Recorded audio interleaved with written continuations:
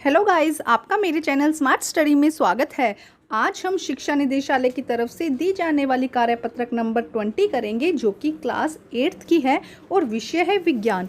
ये वर्कशीट 23 सितंबर 2021 की है। तो आइए शुरू करते हैं आज की वर्कशीट शुरू करने से पहले प्लीज़ मेरे चैनल को सब्सक्राइब कर दीजिए। तो आइए देखते हैं आज की वर्कशीट, धातु एवं अधातु। हमने धातु और अधातु के भौतिक गुणों के बारे में जाना और उनकी तुलना भी की। बेटा पिछली वर्कशीट में हम धातु और अधातु के भौतिक गुणों के बारे में हमने जाना था और उनकी तुलना भी की थी। तो आज हम धातु और अधातु के रासायनिक गुणों की तुलना करेंगे। आज हम धातु और अधातु के रासायनिक गुणों की तुलना करते हुए उन सभी की पुनरावृत्ति करेंगे। बेटा ये सब हम पहले पिछली वर्कशीट में बहुत अच्छे से देख चुके हैं, लेकिन आज हम पुनरावृत्ति रिवाइज कर रहे हैं कि हमने क्या क्या किया है, जिससे कि आपको अच्छे से समझ आ जाए और अगर कोई डाउट है तो वो आपका क्लियर हो जाए। तो आइए देखते हैं आज की वर्कशीट। धातु और अधातु यहाँ पे गुण देखो। ऑक्सीजन से क्रिया, धातु ऑक्सीजन से अभिक्रिया करके ऑक्साइड बनाते हैं। हमने देखा था कि जब मैग्नीशियम ऑक्सीजन से क्रिया करता है, मैग्नीशियम ऑक्सीजन से क्रिया करता है तो मैग्नीशियम ऑक्साइड बनाता है। ठीक है, यहाँ पे 2 इसलिए लिखा गया है बेटा क्योंकि इसे बैलेंस किया जाता है। जब आप आगे की क्लासेस में देखेंगे, जब भी कोई रिएक्शन लिखी जाती है तो उसे बैलेंस किया जाता है, तो इसीलिए यहाँ पे 2 MgO और MgO यहाँ पर लिखा गया है। तो यहाँ पे ये बात याद रखिएगा कि जब धातुओं की ऑक्सीजन से क्रिया कराई तो क्या बना, धातु ऑक्साइड बना। ठीक है, इसी तरह से जब अधातु की ऑक्सीजन से क्रिया कराई जाती है तब भी अधातु ऑक्साइड बनता है। क्या देखो, दोनों तरफ क्या बन रहा है, धातु ऑक्साइड और अधातु ऑक्साइड। याद रखिएगा जब भी ऑक्सीजन से क्रिया कराई जाएगी तो क्या बनेगा, ऑक्सीजन से क्या बना, ऑक्साइड। तो धातु हो तो धातु ऑक्साइड और अधातु हो तो अधातु ऑक्साइड। तो जब एस की क्रिया, सल्फर की क्रिया ऑक्सीजन से करवाएंगे तो सल्फर डाई ऑक्साइड। और ये डाई क्यों यूज होता है, जब नंबर 2 है तो हम इसके लिए डाई यूज करते हैं, तो सल्फर डाई ऑक्साइड। ठीक है, नेक्स्ट देखते हैं जो धातु के ऑक्साइड बने हैं ना, उनकी प्रकृति देखते हैं। धातु की ऑक्साइड की प्रकृति क्षारीय होती है। ये क्या करती है, धातु का जो ऑक्साइड बना है उसकी प्रकृति कैसी है, क्षारीय होती है। जैसे कि MgO, ये ऑक्साइड बने जितने भी, ये क्या है, क्षारीय प्रकृति के होते हैं। ये क्या करते हैं, लाल लिटमस को नीला कर देते हैं। हमने पिछली वर्कशीट में समझा था इसको बेटा। ये क्या करते हैं, लाल लिटमस पेपर को नीला कर देते हैं। जैसे कि देखो, MgO की क्रिया जब किससे करवाई जाती है, ऑक्साइड H2O के साथ में क्रिया करवाई जाती है और लिटमस पेपर से जब चेक किया जाता है, जलीय विलयन में होता है बेटा ये, जब जलीय विलयन में इसको चेक किया जाता है तो ये क्या करता है, लाल लिटमस पेपर को नीला कर देता है और क्या बनाता है, MgOH की होल ट्वाइस। ठीक है, ये बनाता है। तो अभी को आपको ये समझना जरूरी है कि इसकी प्रकृति कैसी होती है। धातु की प्रकृति, धातु के ऑक्साइड की प्रकृति क्षारीय होती है क्योंकि यह लाल लिटमस को नीला कर देती है। इसी तरह अधातु ऑक्साइड की प्रकृति अम्लीय होती है। जो SO2 बना, इसकी प्रकृति कैसी होगी, अम्लीय। ये क्या करते हैं, नीले लिटमस को लाल कर देती है।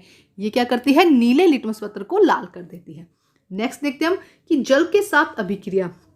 धातुएं जल से अभिक्रिया करके धातु हाइड्रोक्साइड और हाइड्रोजन गैस बनाती है।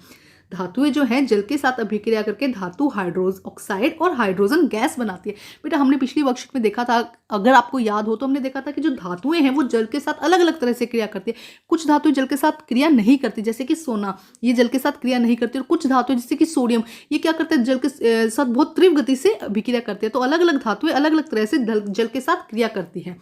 अब अधातुएं जल से अभिक्रिया नहीं करती, जितनी भी अधातुएं हैं वो जल से क्रिया नहीं करती। ठीक है, यहाँ पे देखो क्या हुआ, एक तो हाइड्रोजन गैस बनी है, उसके साथ में हाइड्रोक्साइड बनता है, धातु हाइड्रोक्साइड। अब अम्लों के साथ क्रिया, धातुओं की अम्लों के साथ क्रिया करवाई जाती है। मानो कि धातु ली हमने Na, उसकी हमने HCl के साथ में क्रिया करवाई।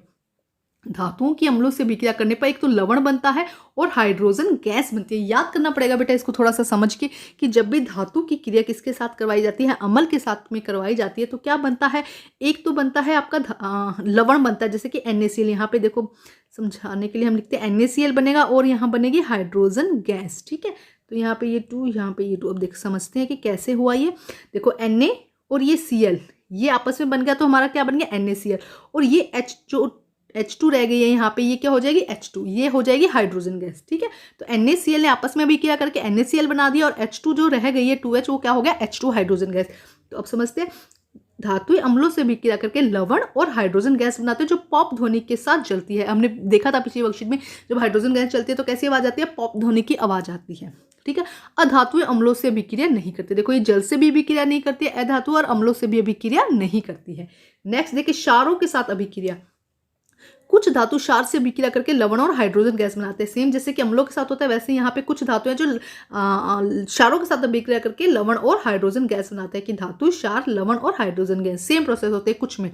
अधातुओं की क्षारों से अभिक्रिया बहुत जटिल होती है। अगर अधातु की क्षारों के साथ हमें अभिक्रिया कराएं तो बहुत कॉम्प्लेक्स होती है, जटिल मतलब बहुत मुश्किल होती है और बहुत मतलब उसमें टाइम लगता है। और क्या कहते हैं कि बहुत जटिल का मतलब समझते हैं ना आप, जटिल मतलब कि कॉम्प्लेक्स होता है, इजीली हम उसको रिएक्ट नहीं कर सकते कि ऐसे बना दी रिएक्शन जैसे कि हमने यहाँ बनाई है, तो वो क्या होती है, बहुत जटिल होती है।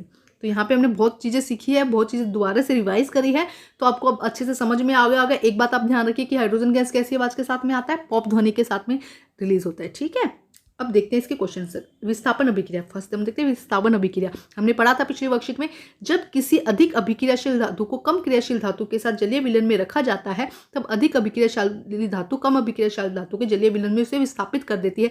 जैसे कि जिंक कॉपर सल्फेट के जलीय विलयन में रखने पर कॉपर को विस्थापित कर देता है। हमने देखा था कि CuSO4 का सॉल्यूशन लिया था हमने, उसमें हमने Zn डाला था, है ना, याद हो गया आपको रिएक्शन। तो Zn क्या है, ज़्यादा ताकतवर है, ये समझो कि ज़्यादा अभिक्रियाशीलता है इसके अंदर। ये क्या करता है, इसमें जो अभिक्रिया करने की पावर है वो ज़्यादा है।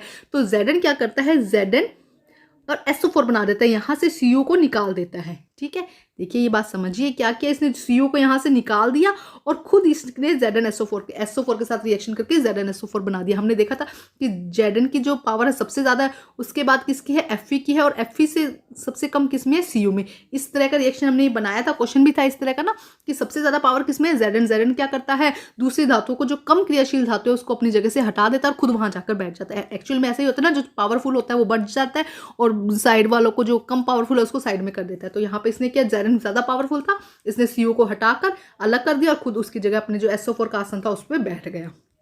ठीक है, ये हम समझ चुके हैं बेटा पहले भी वर्कशीट में अच्छे से। अगर आपने नहीं समझा तो पुरानी वर्कशीट देखिए और उसे समझने की कोशिश कीजिए।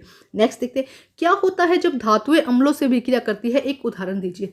धातुएं जब अम्लों के साथ अभिक्रिया करती है तो क्या होता है बेटा, हम अच्छे से समझ चुके हैं। ये देखो, ये रहा, इसका पूरा आंसर आ जाएगा आपका फर्स्ट का आंसर। धातु अम्लों से अभिक्रिया करके लवण और हाइड्रोजन गैस बनाती है जो पॉप ध्वनि के साथ चलती है। धातु अम्ल प्लस लवण और हाइड्रोजन गैस, इसका लिखेंगे Na, 2Na, 2HCl, 2NaCl और H2। ये पूरा इसका एग्जाम्पल, इसका फर्स्ट का आपका आंसर हो जाएगा। ठीक है स्टूडेंट, अब हम करते हैं नेक्स्ट क्वेश्चन, क्वेश्चन नंबर 2। क्या यह कैसे जांचेंगे, आप ये कैसे जांचेंगे कि धातु के ऑक्साइड क्षारीय प्रकृति के हैं। तो कैसे जांचेंगे बेटा कि क्षारीय प्रकृति के हैं, देखिए यहाँ से लिखेंगे हम इसका आंसर।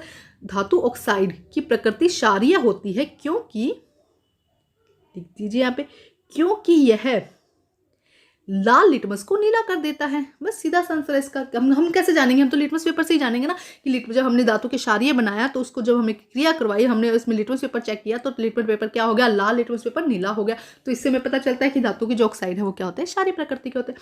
तो ये हो जाएगा आपका आंसर नंबर 2। अब हम करते हैं क्वेश्चन नंबर 3।